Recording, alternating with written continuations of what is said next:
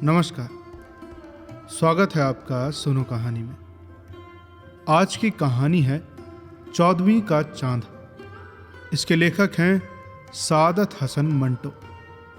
तो आइए सुनते हैं। अक्सर लोगों की जीवन शैली उनके हालात पर निर्भर होती है और कुछ बेकार अपनी तकदीर का रोना रोते हैं, हालांकि उससे हासिल कुछ भी नहीं होता। वे समझते हैं अगर हालात बेहतर होते तो वे जरूर दुनिया में कुछ कर दिखाते। अधिकतर ऐसे भी हैं जो मजबूरियों के कारण किस्मत का शुक्र करते हैं। उनकी जिंदगी उन ट्राम कारों की तरह है जो हमेशा एक ही पटरी पर चलती रहती है। जब बेकार हो जाती है तो उन्हें महज लोहा समझकर किसी कबाड़ी के हवाले कर दिया जाता है। ऐसे इंसान बहुत कम हैं जिन्होंने हालात की परवाह न करते हुए जिंदगी की बागडोर अपने हाथ में संभाल ली। टॉमसन विल्सन भी ऐसा ही था। उसने अपनी जिंदगी बदलने के लिए अनोखा कदम उठाया, पर उसकी मंजिल का चूंकि पता नहीं था, इसलिए उसकी कामयाबी के बारे में अंदाजा लगाना मुश्किल था। उससे उस अनोखेपन के बारे में मैंने बहुत कुछ सुना। सबसे पहले लोग यही कहते कि वो बहुत एकांतवादी है, लेकिन मैंने दिल में निश्चय कर लिया कि किसी न किसी बहाने उसे अपने दास्ताने जिंदगी बयान करने पर तैयार कर लूंगा, क्योंकि मुझे दूसरे आदमियों के बयान की सच्चाई पर विश्वास नहीं था। मैं चंद रोज के लिए एक स्वास्थ्यवर्धक स्थल पर गया। वहीं उससे मुलाकात हुई। मैं नदी किनारे अपने मेजबान के साथ खड़ा था कि वो एकदम पुकार उठा, विल्सन। मैंने पूछा, कहाँ है? मेरे मेजबान ने जवाब दिया, अरे भाई, वही जो मुंडेर पर नीली कमीज पहने हमारी तरफ पीठ किए बैठा है। मैंने उस तरफ देखा और मुझे नीली कमीज, सफेद बालों वाला सिर नजर नहीं आया। मेरी बड़ी ख्वाहिश थी कि वो मुड़कर देखें और हम उसे सैर तफरीह के लिए साथ ले जाएं। उस वक्त सूरज का अक्स नदी में डूब रहा था। सैर करने वाले चहचहा रहे थे। इतने में गिरजे की समान ध्वनि के साथ घंटियां बजने लगी। मैं उस वक्त कुदरत की दिल फरेबियों से इस कदर चमत्कृत हो चुका था कि विल्सन को अपनी तरफ आते न देख सका। जब वो मेरे पास से गुजरा तो मेरे दोस्त ने उसे रोक लिया और उसका मुझसे परिचय कराया। उसने मेरे साथ हाथ मिलाया, लेकिन बड़ी सहजता से मेरे दोस्त ने उसको महसूस किया और उसको शराब की दावत दी। आमंत्रित किए जाने पर वो मुस्कुराया। यद्यपि उसके दांत खूबसूरत न थे, फिर भी उसकी मुस्कुराहट दिलकश थी। वो नीली कमीज और खाकी रंग की पतलून पहने था जो किसी हद तक मैली थी।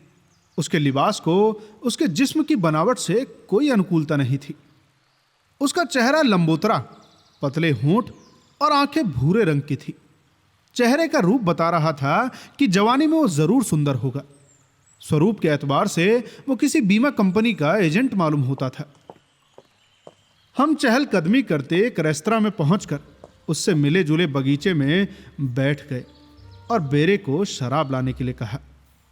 होटल वाले की बीवी भी वहीं मौजूद थी। अधेड़पन की वजह से अब उसमें वो बात नहीं रही थी, लेकिन चेहरे का निखार अब भी गुजरी हुई करारी जवानी का प्रतीक था। 30 साल पहले बड़े बड़े आर्टिस्ट उसके दीवाने थे। उसकी बड़ी बड़ी शराबी आंखों और शहद भरी मुस्कुराहटों में अजब आकर्षण था। हम तीनों बैठे यूं ही इधर उधर की बातें करते रहे। चूंकि विषय दिलचस्प नहीं थे, इसलिए क्लिंसन थोड़ी देर के बाद विदा मांगकर चला गया। हम भी उसके विदा होने पर कुछ उदास हो गए। रास्ते में मेरे दोस्त ने विल्सन के बारे में कहा, मुझे तो तुम्हारी सुनाई हुई कहानी निराधार मालूम होती है। क्यों? अरे, वो इस किस्म की हरकत करने वाला नहीं हो सकता। उसने कहा, कोई शख्स किसी के स्वभाव के बारे में सही अंदाजा कैसे लगा सकता है? मुझे तो वो आम इंसान दिखाई देता है जो कुछ संरक्षणों के सहारे कारोबार से अलग हो चुका है। तो तुम यही समझो ना, ठीक है। दूसरे दिन नदी किनारे विल्सन हमें फिर दिखाई दिया। भूरे रंग का लिबास पहने, दांतों में पाइप दबाए खड़ा था। ऐसा मालूम होता था कि उसके चेहरे की झुर्रियां और सफेद बालों में से भी जवानी फूट रही है।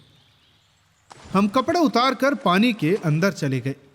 जब मैं नहाकर बाहर निकला तो विल्सन जमीन पर औंधे मुंह लेटा कोई किताब पढ़ रहा था।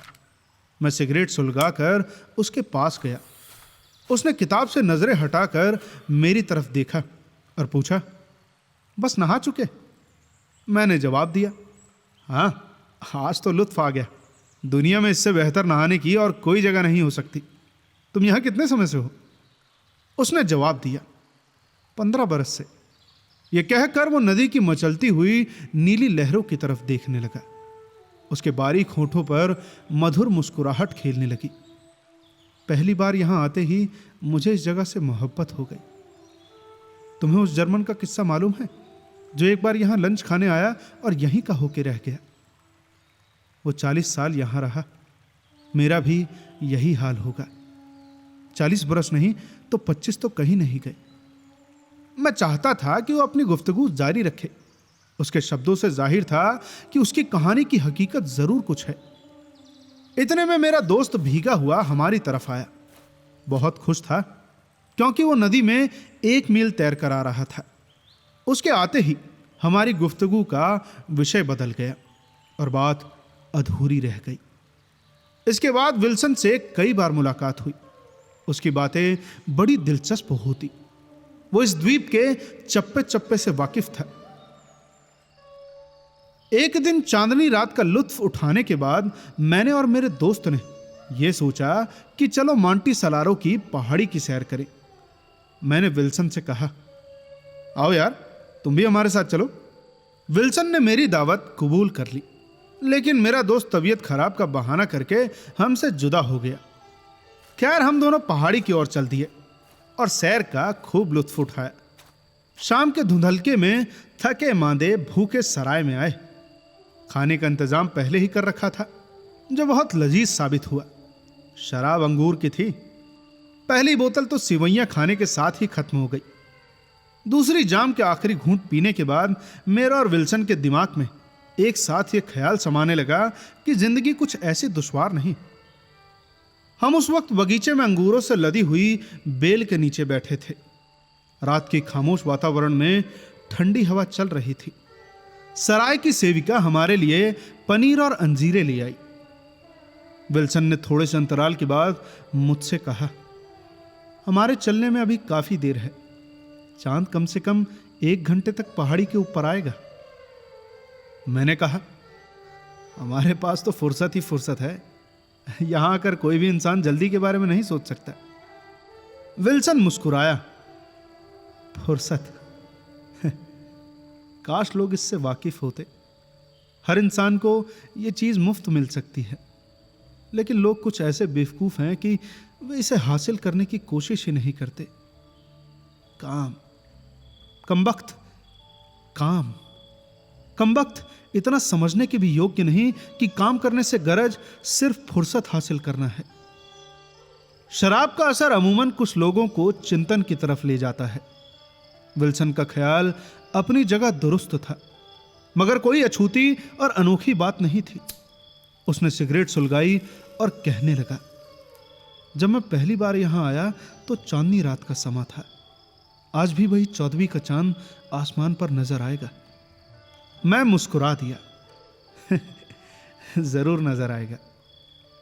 वो बोला, दोस्त, मेरा मजाक न उड़ाओ। जब मैं अपनी जिंदगी के पिछले 15 बरसों पर नजर डालता हूं तो मुझे यह लंबा अरसा 1 महीने का धुंधला अंतराल सा लगता है। वो रात जब पहली बार मैंने चबूतरे पर बैठकर चांद का नजारा किया। किरणें नदी की सतह पर चांद के पतरे चढ़ा रही थी।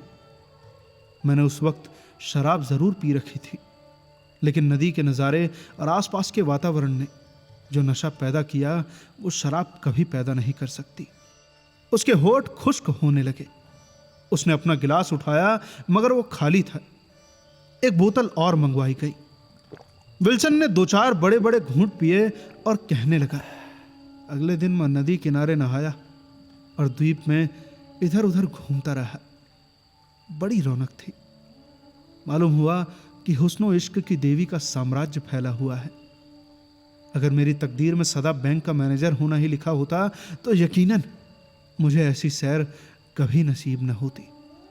मैंने उससे पूछा, क्या तुम किसी बैंक के मैनेजर थे? हाँ भाई, था। वो रात मेरे वहां रहने की आखिरी रात थी, क्योंकि सोमवार की सुबह को मुझे बैंक में हाजिर होना था। पर जब मैंने चांद, नदी और कश्तियों को देखा तो ऐसा विस्मित हुआ कि वापस जाने का ख्याल मेरे जहन से उतर गया। इसके बाद उसने अपनी बीती घटनाएं विस्तार से बताई और कहा कि वो द्वीप में 15 साल से रह रहा है और अब उसकी उम्र 49 बरस की थी। पहली बार जब वो यहां आया तो उसने सोचा कि नौकरी का फंदा गले से उतार देना चाहिए और जिंदगी के बाकी दिन यहां के जादुई वातावरण में गुजारने चाहिए। द्वीप का वातावरण और चांद की रोशनी विल्सन के दिमाग पर इस कदर छा गई थी कि उसने बैंक की नौकरी छोड़ दी। अगर वो चंद बरस और वहां रहता तो उसे उचित पेंशन मिल जाती, मगर उसने उसकी बिल्कुल परवाह न की। अलबत्ता बैंक वालों ने उसे खिदमत के बदले इनाम दिया। विल्सन ने अपना घर बेचा और द्वीप का रुख किया।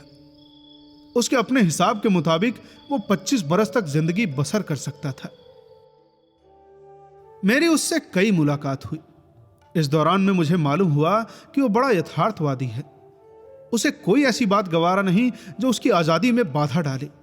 इसी वजह से औरत भी उसको प्रभावित न कर सकी। वो सिर्फ कुदरती दृश्यों को पसंद करने वाला था। उसकी जिंदगी का एकमात्र मकसद सिर्फ अपने लिए खुशी तलाश करना था और उसे ये नायाब चीज मिल गई थी। बहुत कम इंसान खुशी की तलाश करना जानते हैं। मैं नहीं कह सकता वो समझदार था या बेवकूफ, मगर इतना जरूर है कि अपनी जात के हर पहलू में बखूबी वाकिफ था। आखिरी मुलाकात के बाद मैंने अपने मेजबान दोस्त से इजाजत मांगी और अपने घर रवाना हो गया। इस दौरान में जंग छिड़ गई और मैं 13 बरस तक उस द्वीप पर न जा सका। 13 बरस के बाद जब मैं द्वीप पर पहुंचा तो मेरे दोस्त की हालत बहुत खस्ता हो चुकी थी। मैंने एक होटल में कमरा किराए पर लिया। खाने पर अपने दोस्त से विल्सन के बारे में बात हुई। वो खामोश रहा। उसकी यह खामोशी बड़ी दुख भरी थी। मैंने बेचैन होकर पूछा, कहीं उसने खुदकुशी तो नहीं कर ली? मेरे दोस्त ने आह भरी, ये दर्द भरी दास्तां मैं तुम्हें क्या सुनाऊं? विल्सन को स्कीम मालूम थी कि वो 25 बरस आराम से गुजार सकता है, पर उसे ये मालूम नहीं था कि आराम के 25 बरस गुजारने के साथ ही उसकी इच्छा शक्ति खत्म हो जाएगी। इच्छा शक्ति को जिंदा रखने के लिए कशमकश जरूरी है। अब समतल जमीन पर चलने वाले पहाड़ियों पर नहीं चल सकते। उसका तमाम रुपया खत्म हो गया। उधार लेता रहा, लेकिन यह सिलसिला कब तक जारी रहता? कर्ज देने वालों ने उसे तंग करना शुरू किया। आखिर एक रोज उसने अपने झोपड़ी के उस कमरे में जहां वो सोता था बहुत से कोयले जलाए और दरवाजा बंद कर लिया। सुबह जब उसकी नौकरानी नाश्ता तैयार करने आई तो उसे बेहोश पाया। लोग उसे अस्पताल ले गए। बच गया, पर उसका दिमाग करीब करीब विक्षिप्त हो गया। मैं उससे मिलने गया, लेकिन वो कुछ इस तरह हैरान नजरों से मेरी तरफ देखने लगा जैसे मुझे पहचान नहीं सकता। मैंने अपने दोस्त से पूछा, अब कहां रहता है? घर बार तो उसका नीलाम हो गया। पहाड़ियों पर आवारा फिरता रहता है। मैंने एक दो बार उसे पुकारा, मगर वो मेरी शक्ल देखते ही जंगली हिरणों की तरह कुलाचे भरता दौड़ गया। 2-3 दिन के बाद जब मैं और मेरा दोस्त चहलकदमी कर रहे थे कि मेरे दोस्त ने जोर से पुकारा, विल्सन! मेरी निगाहों ने उसे जैतून के पेड़ के पीछे छिपता देखा। हमारे करीब पहुंचने पर उसने कोई हरकत न की, बस चुपचाप खड़ा रहा। फिर अचानक हैवानों की तरह बेतहाशा भागना शुरू कर दिया। इसके बाद मैंने फिर कभी उसे नहीं देखा। घर वापस आया तो 1 बरस के बाद मेरे दोस्त का खत आया कि विल्सन मर गया है। उसकी लाश पहाड़ी के किनारे पड़ी थी। चेहरे से जाहिर होता था कि सोते में दम निकल गया है। उस रात 14वीं का चांद था। मेरा ख्याल है ये 14वीं का चांद ही उसकी मौत का सबब हो। तो कैसी लगी आपको ये कहानी? हमें कमेंट करके जरूर बताएं और साथ ही साथ बताएं कि आप आगे कौन सी कहानियां सुनना चाहते हैं। मिलते हैं आपसे अगली कहानी में। तब तक के लिए सुनते रहिए सुनो कहानी की अन्य कहानियां। धन्यवाद।